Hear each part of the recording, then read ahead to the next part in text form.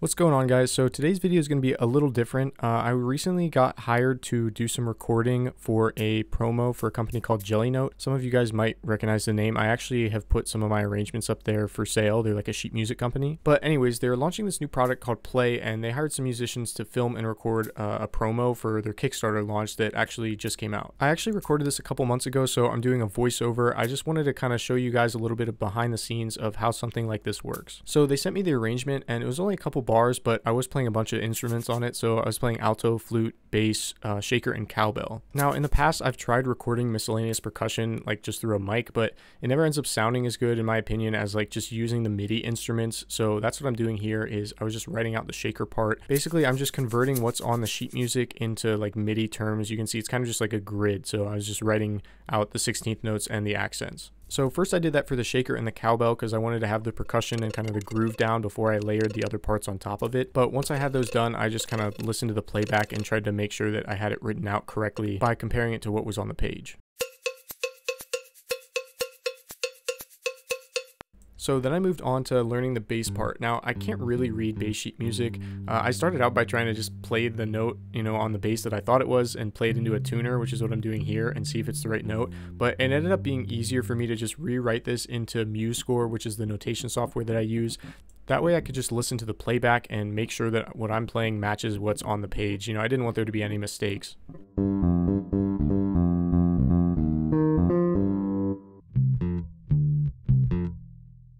So I basically just go note by note, and as you can see right there, I didn't know what one of the pitches was, and I just listened to the playback and try to find it on the bass. And this is the same process that I do whenever I'm trying to learn bass parts for covers that I make, which is why I don't really record a lot of bass, or I try not to, because it just takes me so long to actually learn the bass parts. The exception is really simple bass lines that are just like a groove the whole time,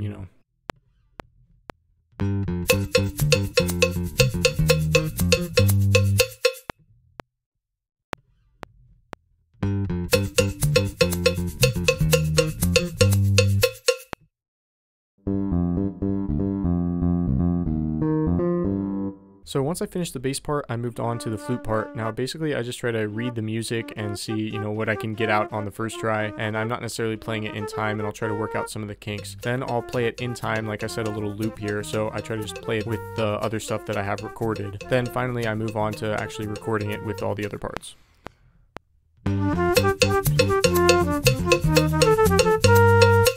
So this flute part was written in the bottom register of the instrument, and I'm not necessarily the most skilled flute player, so I couldn't really get the notes to sound as crisp as I wanted to. I explained this to them, and they said they would prefer me to record it in the lower register, but I also wanted to record it in the upper register for them, just in case they weren't happy with how the lower register ended up sounding. So basically the flute part is kind of doubling. The first two notes are similar to the alto, like they start on the same beat, but the alto has staccato articulation and the flute doesn't. I don't know if that's intentional or not, and since this is only 2 bars, what I'm going to do is just record 2 different versions, one with as it's written and another with how the alto part is written with the staccatos on the first 2 eighth notes. So that way they have the option, if they meant staccato, they'll have the recording and I won't have to come back here and re-record it.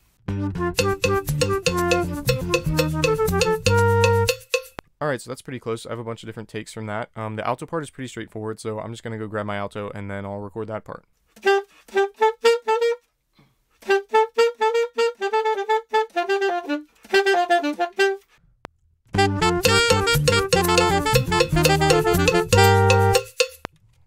That felt good.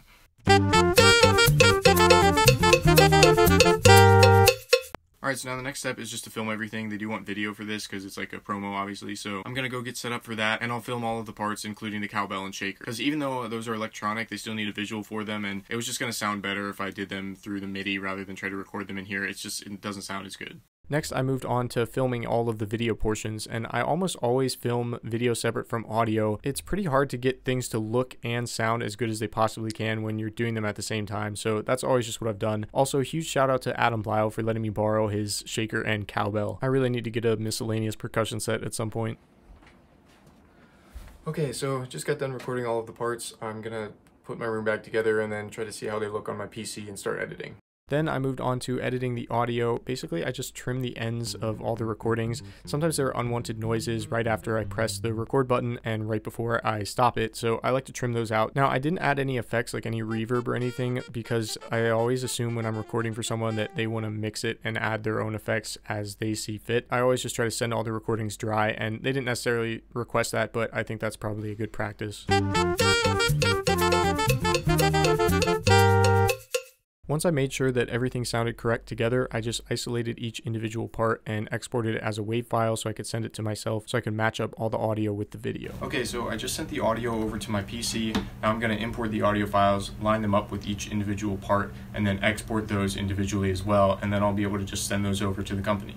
So a lot of times this is unnecessary, but I had multiple takes from each instrument, all with different facial expressions, so I wanted to be able to look through those and kind of pick which one I thought was the most energetic, because that was kind of the vibe they were going for in this Kickstarter launch promo. But yeah, you can see the process here. I'm literally just lining up the audio that I exported from GarageBand with the audio from the camera from when I filmed all of this. I did this with each track, and I actually ended up picking multiple expressions from each instrument and kind of exporting those all separately just so that they would have multiple options to choose from. It's always easier to do that up front, especially because sometimes it's hard to tell exactly what the client wants. Okay, so I just finished editing the last part, which was the bass part, and so now I'm just pretty much going to send it off to the company and see what they say. I'm pretty happy with how the parts turned out, but the only thing I might change is in the flute part. I was too close to my light source, so I don't think they want me to do much editing on my part with either the audio or the video, so I'm just going to send it to them as is, and if they have any feedback, I can re-record something. I know they have a pretty strict deadline, but I have some time over the next couple of days, so hopefully if there's anything they want me to change, they'll get it to me, and then I can just make the adjustments. So they did end up having me make just a couple adjustments, but then that was it. So now I'm going to show you a little snippet from the trailer so that you can see the finished product. Also, they did end up having me record just a little lick at the beginning of the trailer, so if you want to see that, I'll have the full thing linked in the description, plus it'll help you see everything in context. But with all that being said, here is part of the trailer.